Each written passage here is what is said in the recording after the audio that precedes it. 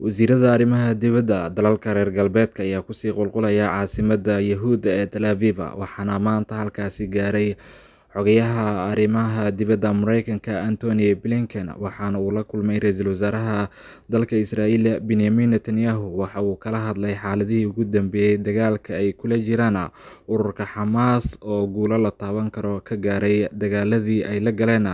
ciidamada Israa'iil oo jab xooggan ay u geysteen. Antony Blinken ayaa shir jaraa'id kala soo muuqday ra'iisul wasaaraha dalka Israa'iil Benjamin Netanyahu. Waxa uu ballan qaaday in dowladdiisa ee Mareykanka ay mar walba garab taagan tahay dowladda Israa'iil. Ciidamada Mareykanka ayaa waxay haatan ku sugan yihiin xeebaha Yahuudda, kuwaasi oo cabsi xooggan ka qaba ururka Xisbullah in ay dagaalka ku biiraan oo xaalka ay ku xumeeyaan ciidanka Yahuudda oo khasaare xooggan kala kulmay ururka Xamaas.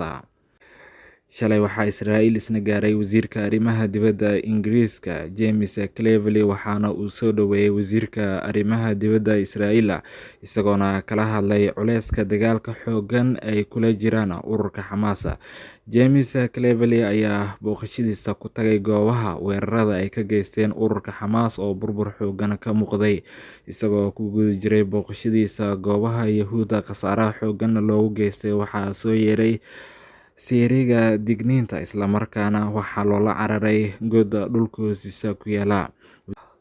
Wasiirka ayaa xaalada khatar ku gaaray goobaha ururka Xamaas ay weerarada ba'an ay ka geysteen, waxaana ururka Xamaas ay sheegeen in dagaalka ay sii wadi doonaan ilaa Israa'iil ay ka joojiso duqeymaha ay ku hayso dhulka shacabka reer Falastiin.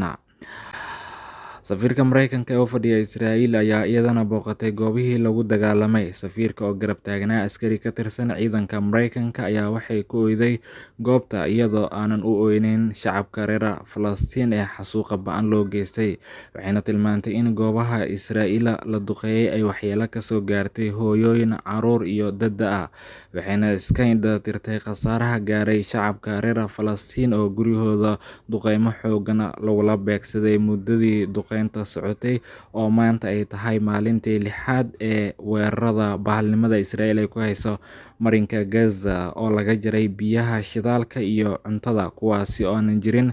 cid ka hadashay dhibaatooyinka ay wajahayaan shacabka reer Falastiin oo dalalka Carabta iyo kuwa Islaamka ay ka bixi waayeen in dagaalka la joojiyo, wax walba lagu dhameeyo miiska wadahadalka. Taasi aan u muuqan in dhowaan la heli doono, waayo Israa'iil waxay rabtaa in weeraro dhanka dhulka ay ku qaado marinka Gaza oo ah meel khubaro badan ay uga digeen Israa'iil dagaal in ay ku qaado goobahaasi, waayo Xamaas waxay leeyihiin godad dhulka hoostiisa ku yaala, kuwaasi oo aan la ogeyn dhanka ay ku yaalaan. Wasiirka arrimaha dibadda dalka Jarmalka Annalena ayaa iyadana la filayaa in maalinta beri ay gaarto dalka Israa'iil, halkaasi oo kulamo kula qaadan doonto madaxda dalkaasi oo ugu horeeya ra'iisul wasaaraha dalka Israa'iil Benjamin Netanyahu, waxayna u sheegi doontaa taageerada mar walba dowladda Jarmalka ay la garab taagan tahay dowladda Israa'iil. Ilaa haatan lama hayo doorka dalalka Carabta iyo kuwa Muslimiinta, maadaama